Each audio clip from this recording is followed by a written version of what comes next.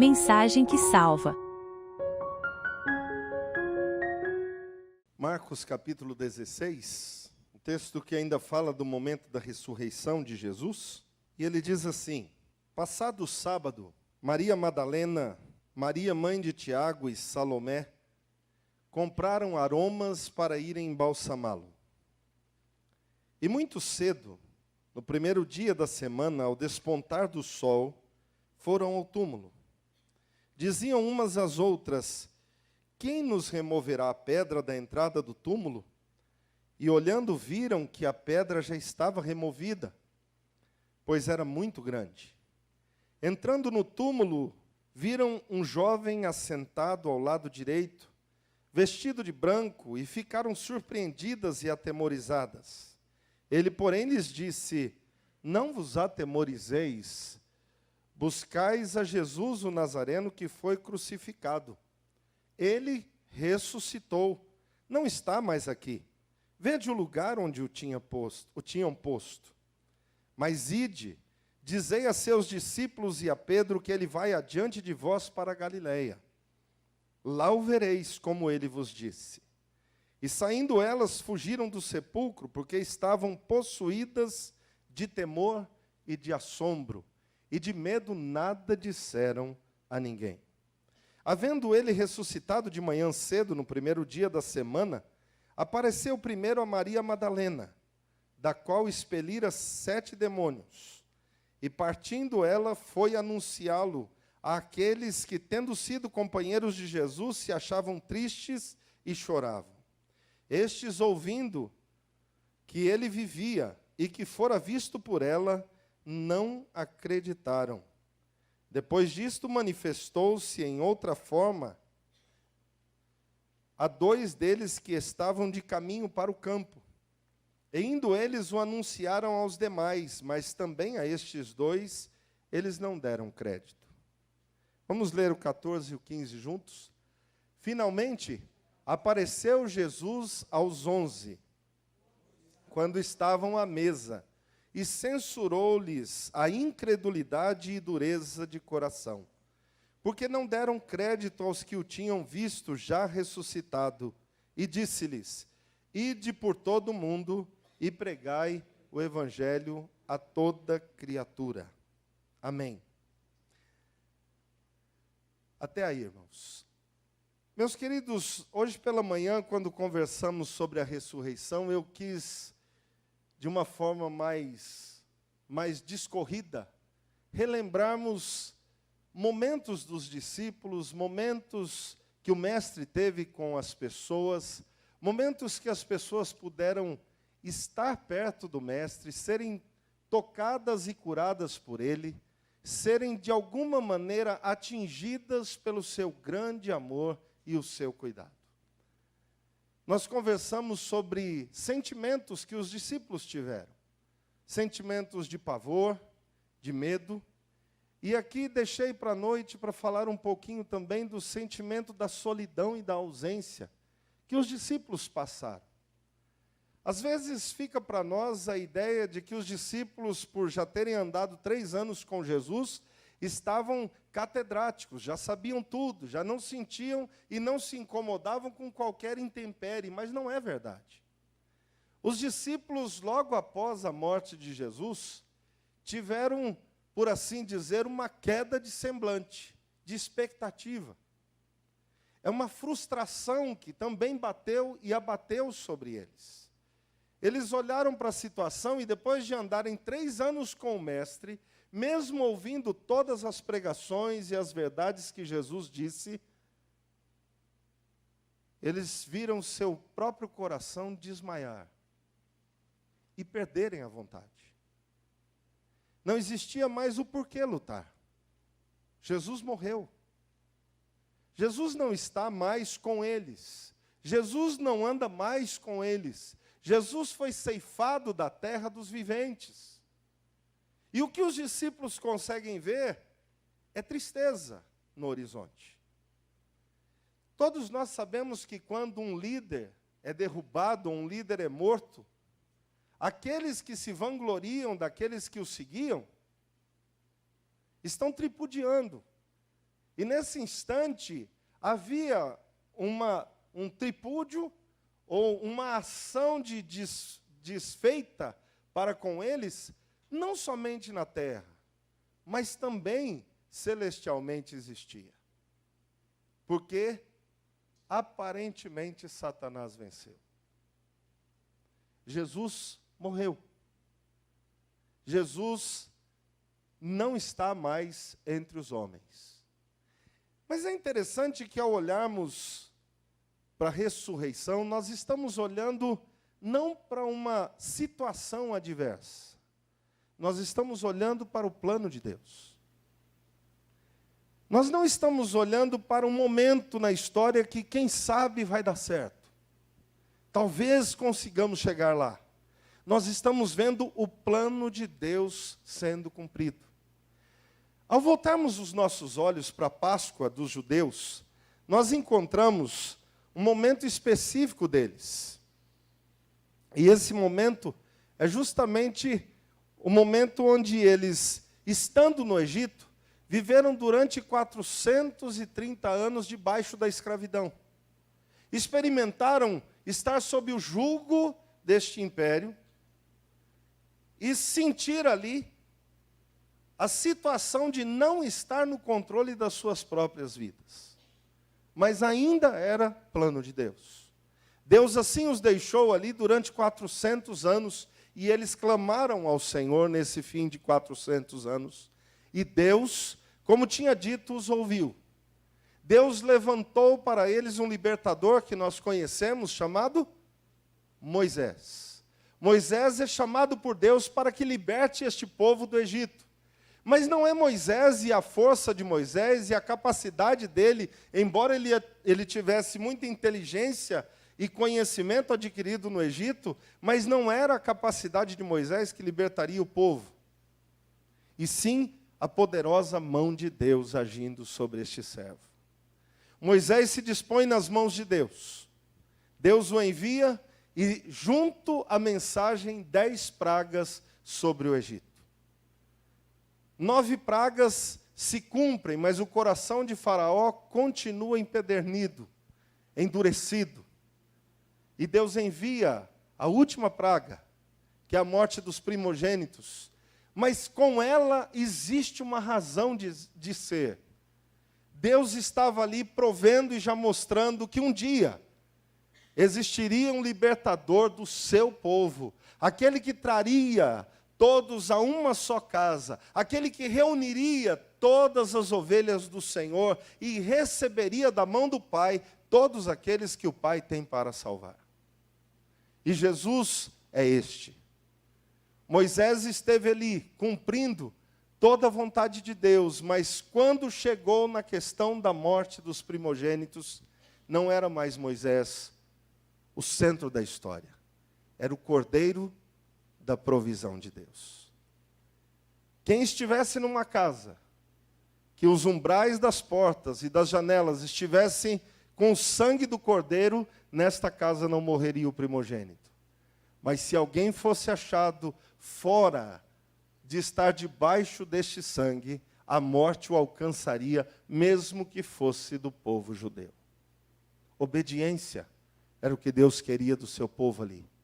E tudo isso Deus fez, sustentando este povo no deserto durante 40 anos, conduzindo-os com mão poderosa, livrando-os de tantas situações de inimigos que vieram contra eles, de fome, de pragas, dando água, aquecendo esse povo no deserto durante 40 anos, até que chegaram à terra prometida e entraram no descanso que Deus havia prometido. Esta é a Páscoa dos judeus. Mas, queridos, nada é diferente da Páscoa que vivemos. Porque nós também fomos escravos. Nós também vivemos debaixo da escravidão do pecado. Cristo é o libertador e o cordeiro para a nossa vida. É aquele que se entrega por nós, mas é aquele que também vai à frente do seu povo, conduzindo-nos até a terra prometida. Nós temos da parte de Deus mão poderosa, poder do céu que vem e que age sobre a nossa vida, e Deus continua efetuando os seus milagres, com mão poderosa sobre nós. Mas é isso, queridos, que nós precisamos justamente ver, que a Páscoa, ela está justamente ligada ao ato de Cristo ressuscitar. Cristo não permaneceu na morte. Cristo nos deu do seu corpo, nos ofereceu do seu sangue, mas tomou de volta a sua vida, vencendo a morte. De tal forma que Jesus é o cordeiro da oferta, como também é o cordeiro da expiação. Ele é aquele que conduz a nossa vida nos dando salvação, mas é aquele que também tira os nossos pecados do nosso meio, nos dando agora uma nova vida com Ele. E é por isso, meu amado, que eu quero pensar com você nessa noite sobre o fato de Jesus ressuscitar. Quais as coisas manifestaram-se nesse momento? Nós já falamos sobre as questões espirituais, nós já falamos sobre algumas delas, nós já falamos sobre o ato de Jesus ressuscitar, é a nossa garantia de ressurreição, mas eu gostaria de ver com você hoje que sobre a terra, a ressurreição de Jesus também mudou algumas situações, atingiu algumas vidas, mudou alguns parâmetros que existiam. Parâmetros esses que o homem trouxe para si e colocou como estrutura para viver. Mas Deus, com misericórdia, na ressurreição de Jesus, fez tudo ser diferente. É interessante porque o dia da semana, guardado pelos judeus, e todo mundo sabe, o sabá, era o último dia da semana, o sábado. Mas Jesus não ressuscita no sábado. Jesus ressuscitou no primeiro dia da semana. Nós podemos dizer que Jesus restaurou a mesma estrutura do Gênesis. Se os irmãos virem, por onde é que Deus começou a criação? Pelo último dia ou pelo primeiro? Então ele começou pelo que nós conhecemos como o domingo. Jesus sai das entranhas da terra, se ergue do sepulcro, no primeiro dia da semana. Deus fala com João Batista, com João o apóstolo, na ilha de Patmos, no primeiro dia da semana. De tal forma que a igreja de Cristo celebra hoje também, em todo o tempo, a nossa salvação em Cristo Jesus, porque Ele ressuscitou e restaurou, restabeleceu as estruturas. E aqui eu gostaria de ver algumas coisas com você, que são interessantes nesse texto. Hoje de manhã eu pincelei alguma coisa sobre a preocupação das mulheres, que elas foram ungir o corpo de Jesus, mas a preocupação delas é como entrariam no túmulo. Porque precisaria de cerca de 20 homens para rolar a pedra que estava na boca do túmulo. Mas Deus já tinha feito essa obra. E quando elas chegam, elas se deparam com um anjo que está ali assentado. E eu gostaria que você pudesse voltar os seus olhos de novo no versículo 5, que diz assim: entrando no túmulo viram... Vamos ler juntos? Está aí no capítulo 16, versículo 5. Entrando no túmulo, viram um jovem assentado ao lado direito, vestido de branco, e ficaram surpreendidas e atemorizadas. Tantas vezes a nossa expectativa e a nossa visão é que um anjo falando com um servo de Deus é um ser com duas asas, é um ser diferente, é um ser que dá para nós distinguirmos como diferente de um ser humano. E, na verdade, este varão que estava aí assentado dentro do túmulo era um anjo do Senhor também. Mas elas olharam e viram apenas um homem vestido de branco. Mas este homem lhes dá o recado. E o recado é que elas não fiquem preocupadas, porque Jesus ressuscitou. Irmãos, essa mensagem os discípulos tinham recebido. A mensagem que Jesus não ficaria na morte, o próprio Jesus disse a eles. Jesus mesmo disse que no terceiro dia ele retomaria a vida, mas eles não conseguiram lembrar no meio da turbulência. Mas agora, esta mulher, conhecidíssima de nós aqui, porque eu digo, Maria Madalena muitas vezes é mais conhecida do que a própria Maria.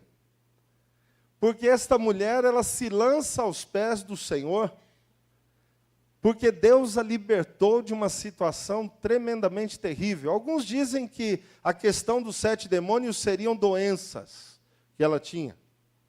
Mas a Bíblia fala de tantas vezes que Jesus libertou pessoas endemoniadas. E a pessoa endemoniada naquela época vivia afastada dos outros, longe da sociedade. Era uma pessoa que era considerada como impura. Não fazia parte. Então Deus restaura a vida de Maria Madalena e a coloca na convivência das pessoas, principalmente junto aos seus discípulos e junto ao colégio dos apóstolos. E o mais interessante é que se você for lá para João capítulo 20, você vai encontrar Jesus conversando com Maria Madalena. E se você puder aí, abra João capítulo 20, versículos de 11 a 18. Esse momento dessa conversa é importantíssimo, porque Jesus está mudando e restaurando a estrutura social dessa mulher. E veja bem aí no versículo 11, eu vou pedir que a igreja leia, para que nós leiamos responsivamente, eu leio um versículo, os irmãos em conjunto leem o versículo seguinte.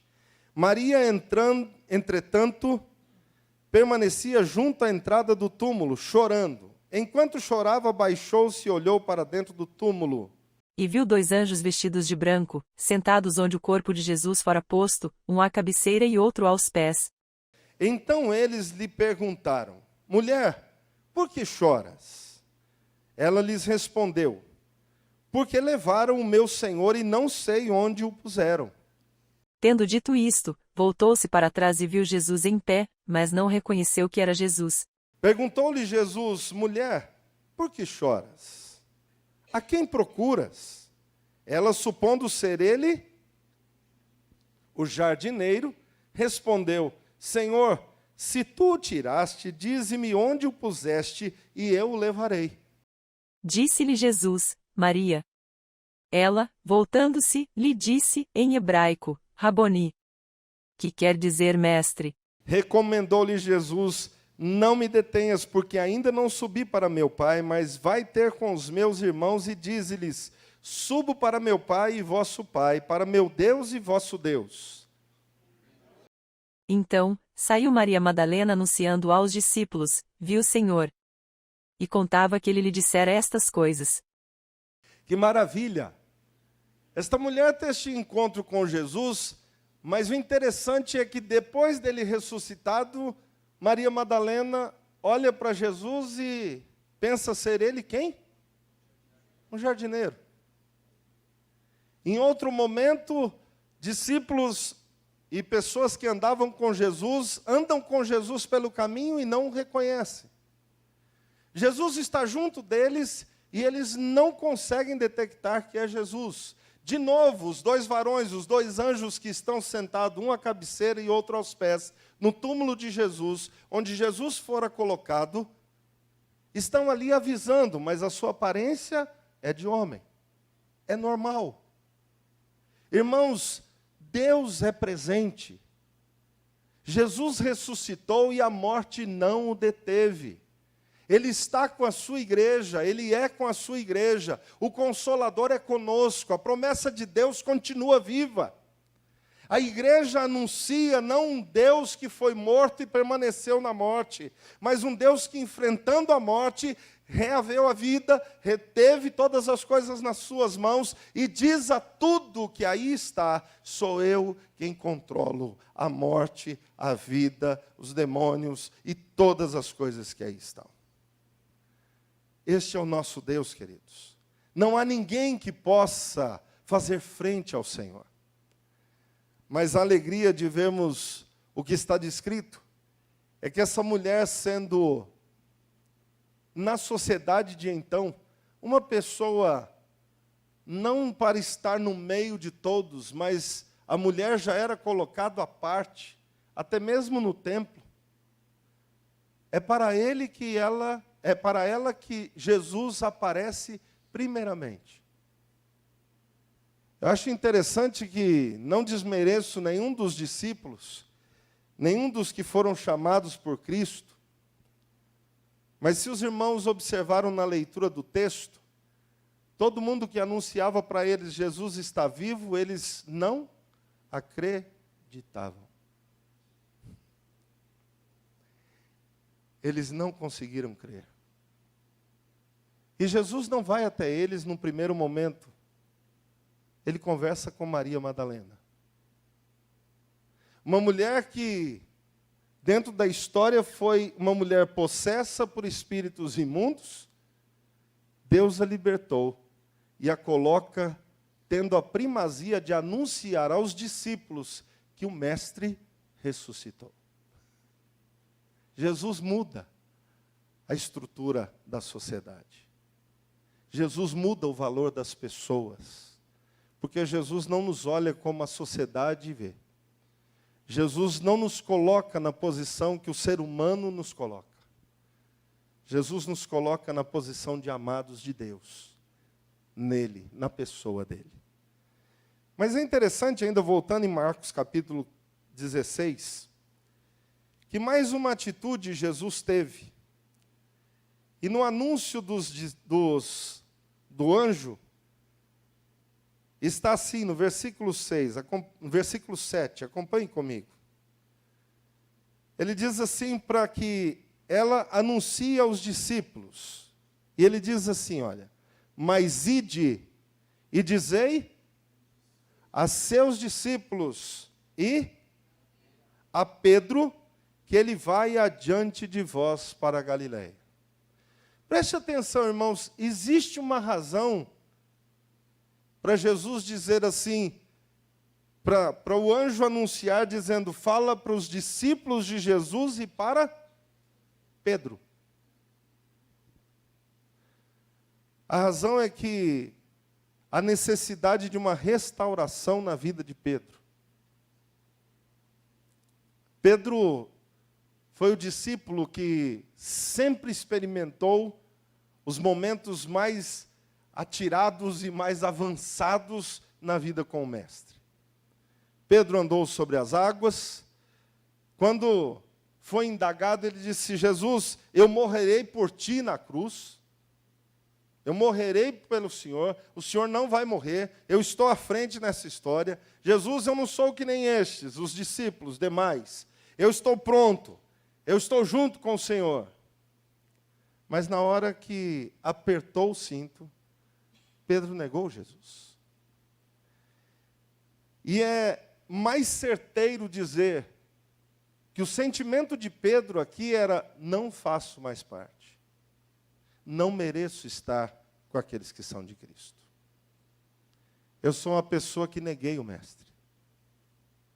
Embora ele conhecesse as pessoas, o sentimento deste homem é de traição. Então, o recado é muito direcionado. Diz assim, fala para os discípulos e também avisa Pedro, que é para ele estar lá na Galiléia. Eu vou encontrá-los. Eu vou adiante de vocês.